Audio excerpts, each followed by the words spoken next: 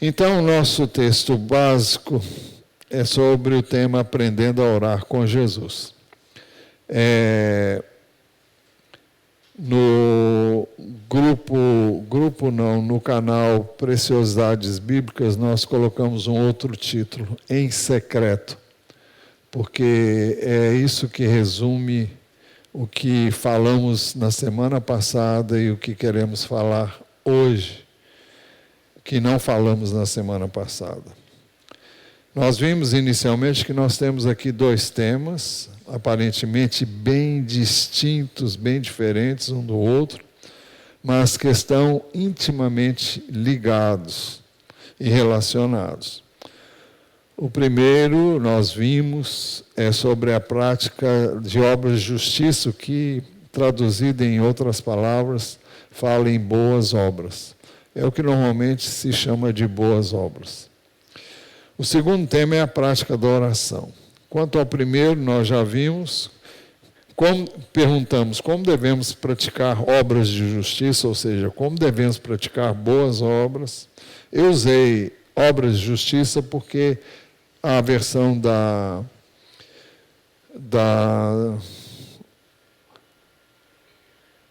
NA, Nova Almeida Atualizada, usa essa expressão. E o texto diz no verso 1, evitem praticar suas obras de justiça diante dos outros para serem vistos por eles, porque sendo assim vocês já não terão nenhuma recompensa junto ao Pai de vocês que está nos céus. Vimos que se referia a esmolas, a jejuns e orações.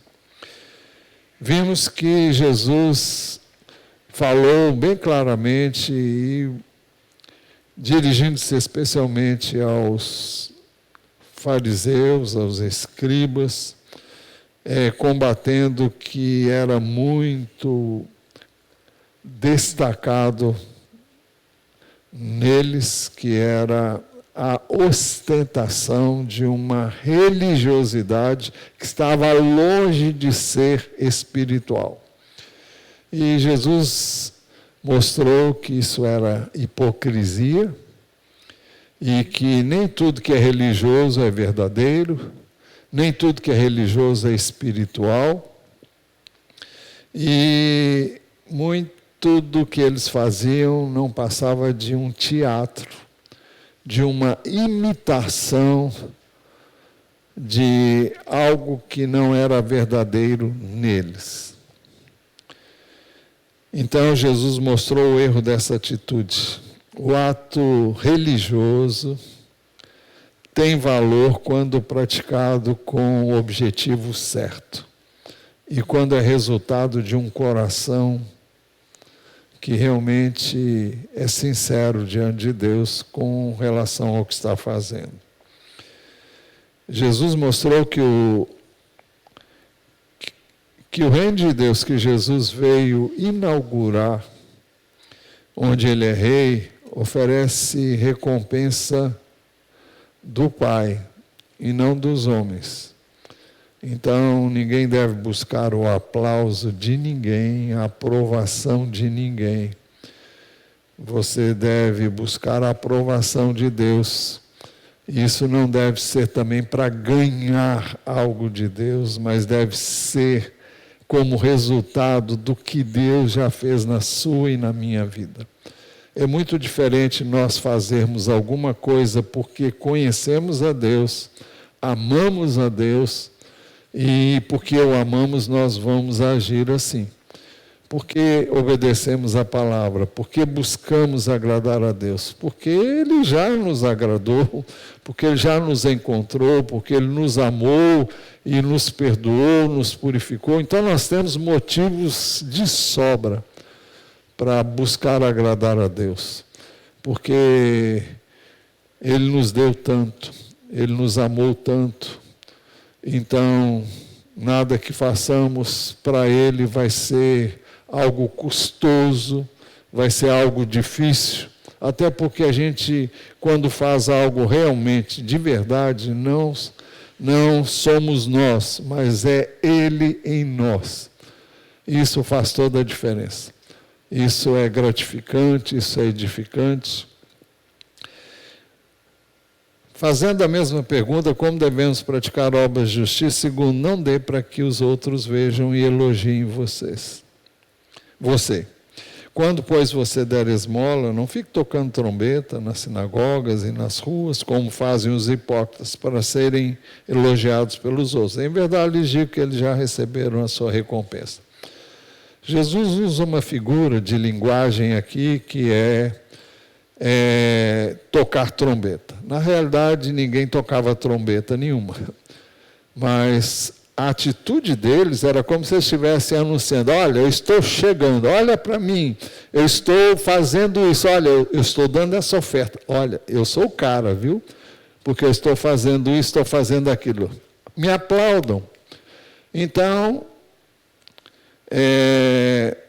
por isso Jesus disse: não fique tocando trombeta nas sinagogas e nas ruas, como fazem os hipócritas, para serem elogiados pelos outros.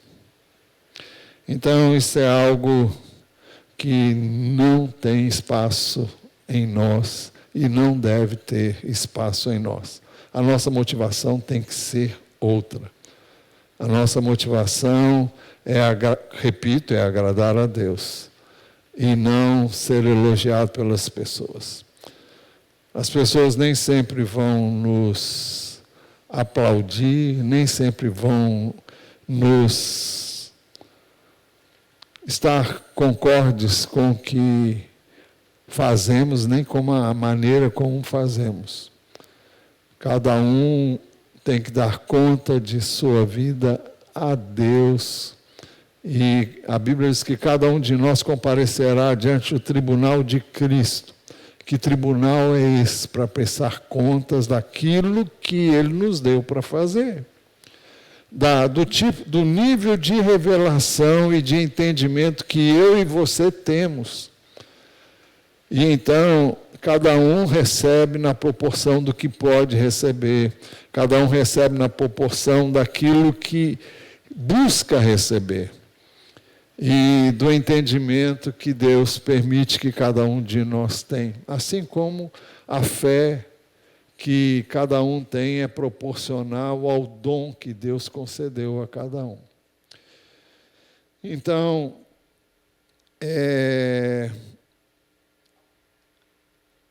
nós temos que evitar toda religiosidade desprovida de espiritualidade.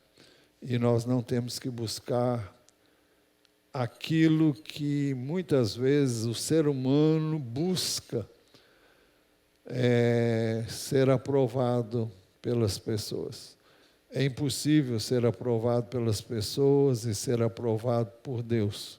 Às vezes as coisas acontecem, mas nem sempre vai ser assim. E o nosso propósito é conhecer a Deus, conhecer a sua palavra, conhecer a sua vontade e, à luz do que temos recebido dele, fazer esta vontade. Terceiro, como devemos praticar obras de justiça? Não deixe ninguém saber o que você está fazendo. Aqui está falando de atos de justiça, ou seja, a prática de boas obras. E essas coisas devem ser feitas de maneira tal que ninguém fique sabendo o que você está fazendo. Jesus está dizendo aqui, no contexto em que ele ministrou essas palavras: olha, eles fazem assim, mas vocês devem fazer de forma diferente. Assim o mundo faz. O mundo ostenta, o mundo mostra, o mundo publica e usa isso até como veículo de promoção própria, com fins lucrativos ou simplesmente para obterem um destaque no contexto social e mundial onde isso se aplicar. Em quarto lugar, como devemos praticar obras de justiça? Pratique suas obras secretamente. para que a sua esmola fique em secreto e seu Pai, que vem em secreto, lhe dará a recompensa. A obscuridade, o fazer atos de justiça, ao praticarmos boas obras, mesmo que ninguém veja, não impede que Deus veja. E eu creio que nós não devemos nem fazer para, Deus, eu estou fazendo, olha. Simplesmente faça o que Deus tem posto no seu coração, faça aquilo que você sabe à luz da palavra é o certo e faça de acordo com a sua consciência para com Deus e vá em frente. Agora não busque que as pessoas vejam o que você está fazendo. Depois nós vimos como orar. Primeiro, não seja como um hipócrita. Não ore para que os outros vejam que você está orando. E quando orarem, não sejam como os hipócritas que gostam de orar em pé nas sinagogas, nos cantos das praças, para serem vistos pelos outros. Em verdade, lhes digo que eles já receberam a sua recompensa. Nós já falamos sobre isso, não vamos nos deter muito aqui, mas Jesus diz que eles gostam de orar em pé. E eles oravam nas sinagogas, que eram como se fosse a igreja hoje, nos cantos das praças, isso ainda é costume entre os judeus. Se você um dia for lá, você vai ver eles diante do muro das lamentações, fazendo as suas orações, ou num canto qualquer da cidade. Até hoje isso é prática usual deles. E eu creio que eles, não sei qual a motivação deles hoje. No tempo de Jesus, Jesus não apoiou esse tipo de procedimento e diz que essa motivação, a motivação de aparecer, não deveria ser praticada. Dissemos que isso não implica em que não possamos orar aqui, porque devemos orar, porque esse tipo de oração a igreja adotava. Não lembro se falei na semana passada, eu acho que me referi, mas não tinha nada anotado a esse respeito, quando os apóstolos Pedro e João foram proibidos de falar. Acho que eu falei Hoje eu falei, com certeza, no discipulado. Mas quando eles foram proibidos de falar de Jesus, eles se sentiram ameaçados, tiveram medo, sentiram que precisavam de uma graça especial para, mesmo em face ou tendo como, depois de passarem pela experiência de serem ameaçados, de serem proibidos, de serem perseguidos assim, que eles pediram coragem a Deus. Está registrado no capítulo 4, se não me engano, e nas orações que eles levantam a Deus, a igreja toda ora junto, toda a igreja está orando, e oram. E a impressão que nós temos é que uma pessoa só orou, porque ali descreve a oração que foi feita. E diz que todos foram unânimes naquela oração. É como se um orasse e todos dissessem amém, amém, amém, amém. Então é oração de concordância. E no final daquela oração, o Espírito de Deus vem sobre eles. E eles saem dali e proclamam o Evangelho com o poder que eles pediram que Deus desse face às ameaças que eles estavam sofrendo. E alguém me perguntou hoje no discipulado, e eu não sei, mas a questão é o seguinte, foi sobre testemunhar mesmo. e da dificuldade que tinha de compartilhar o Evangelho. E eu disse, olha, não há ninguém que tenha facilidade de compartilhar o Evangelho. Sempre que eu e você formos fazer isso, nós vamos ter medo. O homem tem medo. O ser humano tem medo. Tem medo de ser rejeitado, tem medo de ser condenado. Eu não sei, eu vi aí o quê? Eu não tenho esse medo não, mas você pode ser mal interpretado, você pode ser escorraçado, podem bater a porta na cara de você, podem não te atender. Isso tudo já aconteceu comigo, já vivi isso tudo na pele. Mas pode acontecer, mas vai ter gente que vai abrir a casa para você, vai ter gente que vai receber você, tem gente que está com fome, está com sede, buscando uma direção de Deus. Então, existem situações mais variadas, mas para que eu e você consigamos vencer essa barreira do medo, a gente tem que orar e confessar a Deus, eu morro de medo, eu tenho dificuldade, eu não tenho facilidade de falar de Jesus, então a gente confessa a fraqueza e o poder nos é dado, né? Então, a igreja orou, e orou em pé, porque era assim que a igreja orava. Nós vimos a história, que eu não vou repetir, daqueles 2 homens, cuja oração, um foi aceita, um teve a sua oração aceita e o outro não. Um agiu hipocritamente, o outro agiu com sinceridade de coração. Os 2 oraram em pé. E um foi aceito, o outro não foi. Então não é a postura propriamente, mas é a motivação com que você ora, né?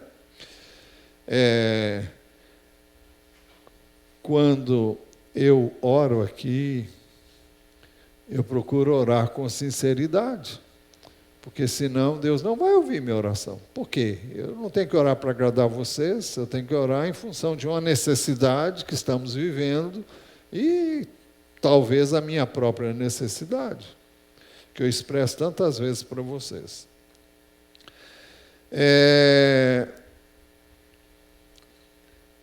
Também eram empregadas outras formas de imposições. Jesus orou ajoelhado, isso está registrado, eu não vou nem ler agora, porque eu já vi que o tempo está correndo.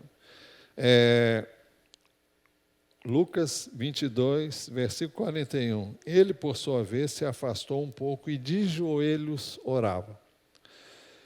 Também em Mateus 26, versículos 39, com relação a Jesus, diz assim: e adiantando-se um pouco, prostrou-se sobre o seu rosto, orando. Então, Jesus se prostrou sobre o seu rosto.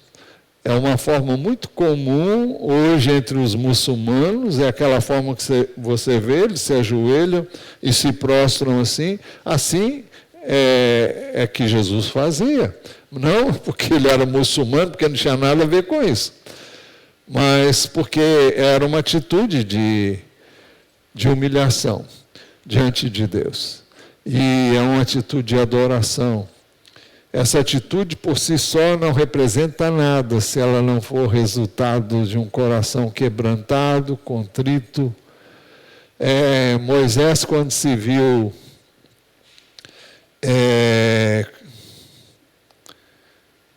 diante de rebeliões e de rebeldes e de contestadores e de pessoas que se levantaram, se insurgiram contra ele, a própria irmã e depois um grupo de 250 líderes, e o texto diz que Moisés se prostrou sobre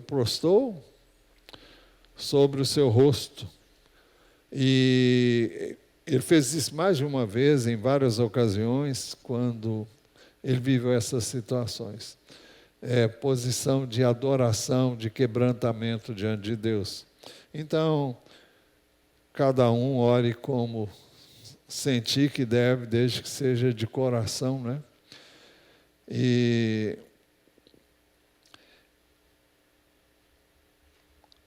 em segundo lugar, eu vou agora passar batido para chegar onde eu quero.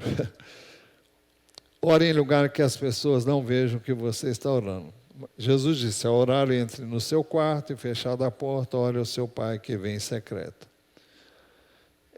Não significa que nós não possamos orar publicamente, em grupos pequenos. Eu estimulo vocês a terem grupos de oração.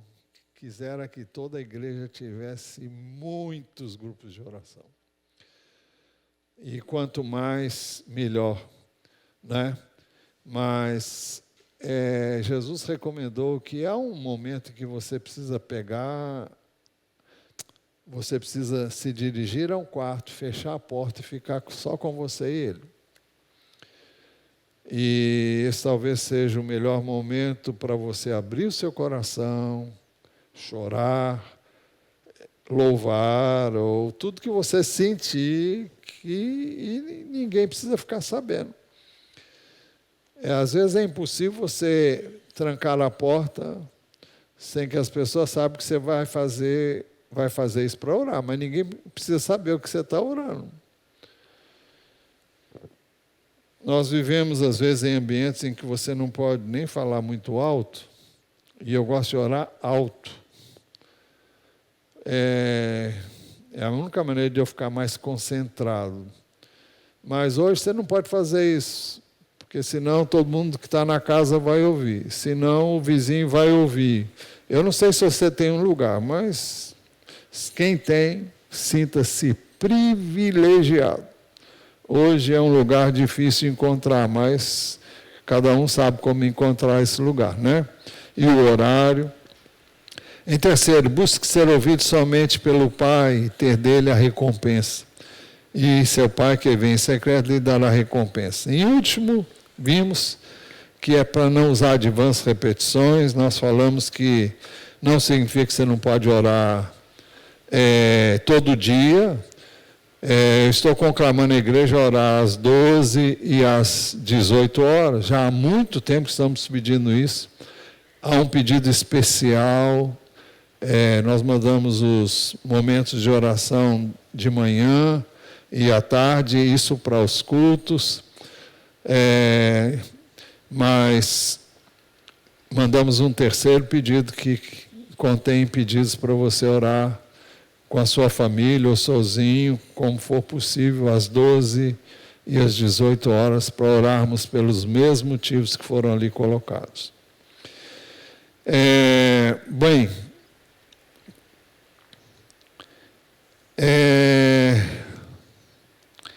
nós vamos passar direto para onde eu queria chegar. Eu queria falar sobre o jejum. Eu pulei o quinto. Passa o quinto. Pode passar o quinto slide. Não seja como os que os vãs repetições. Vamos para o sexto. Sexto slide. O próximo, por favor. Esse. Então não seja como os hipócritas ao jejuar. Não é assunto novo, nós já temos visto aqui em outras ocasiões. Quando vocês jejuarem, não fiquem com aparência triste, como os hipócritas, porque desfiguram o rosto, a fim de parecer aos outros que estão jejuando. Em verdade, lhes digo que já receberam a sua recompensa. Nós estamos conclamando a igreja para jejuar a partir do dia 9. São 40 dias. Mas você não precisa contar para ninguém que hora que você jejua. Cada um tem a sua hora, cada um tem o seu jeito de fazer o jejum. Então, nós só conclamamos a todos que façam. Estamos agindo como corpo, estamos agindo como igreja. Mas ninguém precisa saber o que você está fazendo, nem que hora que você faz, qual a refeição que você vai se abster, se é o café da manhã, se é o almoço, se é o jantar, se é qualquer outra refeição, ou se é uma coisa, alguns diabéticos não podem ficar sem comer, então vão se abster de alguma coisa. Isso é problema de cada um com Deus, né? Mas você não precisa dizer, eu estou jejuando, eu estou em jejum de 40 dias. Isso aí... Por isso que o texto diz, não fiquem com aparência triste como os hipócritas. Estou morrendo de fome.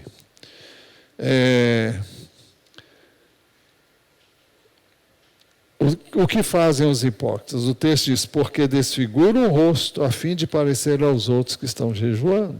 Com aquela cara de pesado, os cabelos assim meio desgrenhado, alguma coisa assim que traduz a impressão de que você está morrendo, né?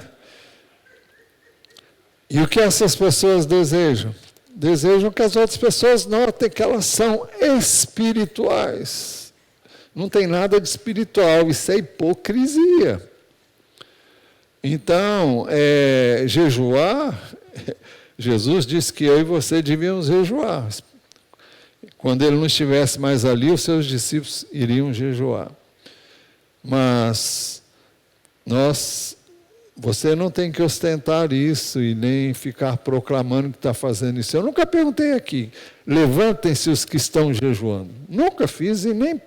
Só se eu ficar meio doido, pedir um negócio desse. Não vou. Não vou. Isso não tem sentido. Não há base bíblica para isso, não é? Então, a sua relação com Deus é a sua relação com Deus. Então, Jesus disse, olha, os que agem assim já receberam a sua recompensa. Receberam os aplausos do mundo. Receberam os elogios das pessoas. Puxa, fulano. Santo de pau oco. Vocês já ouviram falar nessa expressão? Tá. Então, eles obtêm a admiração dos incautos. Quem são os incautos? São os tolos que pensam que espiritualidade se mede por isso, né? Mas as aparências enganam. Vejam o que diz 2 Coríntios 11, capítulo 11, a partir do verso 13. O apóstolo Paulo fala dos falsos apóstolos que vinham com cara de fiéis a Deus, mas ele diz que eles eram falsos. Porque esses tais são falsos apóstolos, obreiros fraudulentos, disfarçando-se em apóstolos de Cristo. Na realidade, eram judaizantes que pregavam a volta às práticas antigas. E não é de admirar, porque o próprio Satanás se disfarça de anjo de luz. Portanto, não deveria surpreender que os seus próprios ministros se disfarcem em ministros de justiça. O fim deles será conforme as suas obras. Então, nós temos que ter muito cuidado com as aparências e não podemos viver um evangelho de aparências. Porque Deus conhece o meu e o seu coração. O Senhor Jesus ensinou, aliás, não são palavras do Senhor, mas são palavras do Senhor através do apóstolo Paulo. Ele diz que tudo que fizermos, devemos fazer de todo o nosso coração, como a Cristo e não aos homens, né? Não às pessoas. Em sétimo lugar, não deixe transparecer que você está a jejum. Mas você, quando jejuar, unge a cabeça, lave o rosto, a fim de não parecer aos outros que você está jejuando, e sim ao seu Pai em secreto, e seu Pai que vem em secreto lhe dará a recompensa. Mas você, quando jejuar, unge a cabeça e lave o rosto, A prática usual do dia de jejum e oração, esse dia é comemorado, guardado ainda hoje pelos judeus. É chamado do dia de Yom Kippur. Eu não sei se é setembro, outubro, por aí. É um dia inteiro de jejum. Eles não comem nada durante todo o dia. E a prática usual do dia de oração era uma aparência triste. E o propósito desse dia, quando Deus convocou esse dia, era que realmente houvesse confissão de pecados, arrependimento e mudança de vida.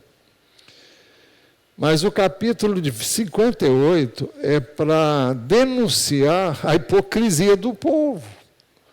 Eles faziam tudo ritualmente, mas não mudavam de vida, o que mostrava que não havia, se confessasse o pecado era só pro forma. Arrependimento não havia, por isso a vida deles não mudava. Então, o que preconiza o Senhor ali em Isaías 58 é mudança de vida, é transformação de vida. O jejum deve viabilizar uma relação com Deus através do qual você encontre respostas para suas questões, em que você descubra até o seu pecado, e você confesse e veja o que está impedindo você de continuar, de obter êxito em alguma área da sua vida. Então, é um momento para você estar com Deus e ouvir o que Deus tem a dizer. Já temos dito isso aqui inúmeras vezes. Mas então você não devia ter seu rosto desfigurado, você devia ter o rosto lavado como se você estivesse em festa. As pessoas que iam para uma festa, elas ungiam a sua cabeça com óleo e tinham uma aparência muito boa. E é isso que Jesus diz: quando você estiver jejuando, haja como se estivesse numa festa. Que as pessoas não vejam nenhum sinal de jejum na sua vida.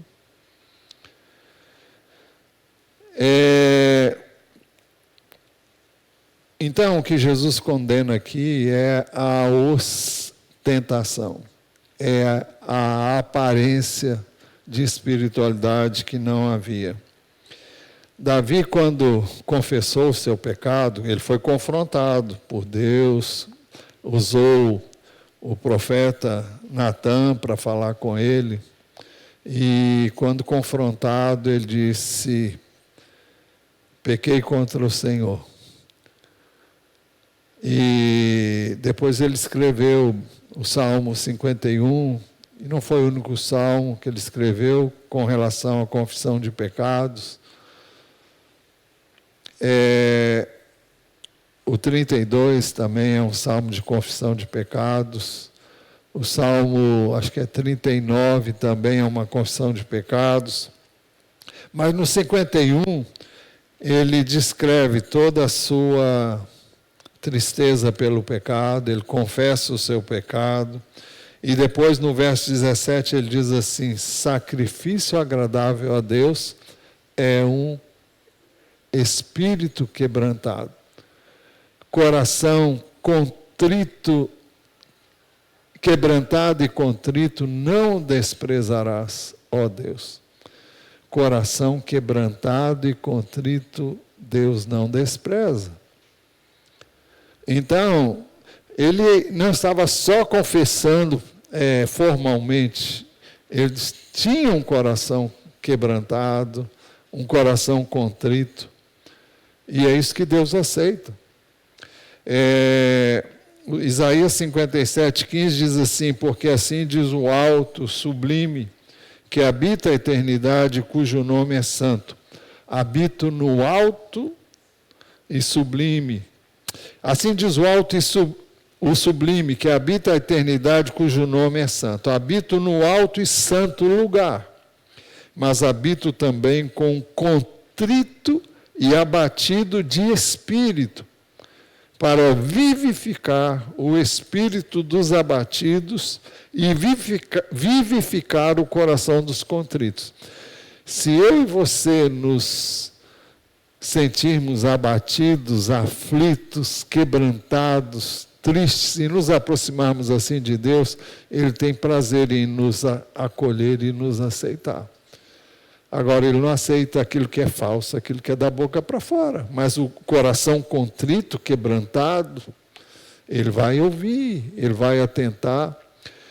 Eu disse hoje no discipulado, um texto que eu gosto muito, é Salmo 50, versículo 15. Invoca-me no dia da angústia, eu livrarei e você me glorificará. Então, é isso que agrada a Deus, é um coração sincero, é um coração autêntico, que se humilha, que se prostra diante dele. Não é uma pessoa perfeita, é uma pessoa que confessa as suas fraquezas. Deus não nos aceita porque somos ótimos. Ele confessa quando nós dizemos, não posso, não sei, não consigo, não sou frágil, sou fraco, sou limitado, tenho medo. Aí Ele pode ajudar e você vai ver que é Ele, porque você é tudo isso mesmo. Então, Deus não dá a sua glória para homem nenhum. A glória é dele. Para que a glória seja dele, é preciso que nós reconheçamos a nossa incapacidade. É para isso que Deus olha. Por isso que o apóstolo Paulo escreveu, quando sou fraco, então, é que sou forte.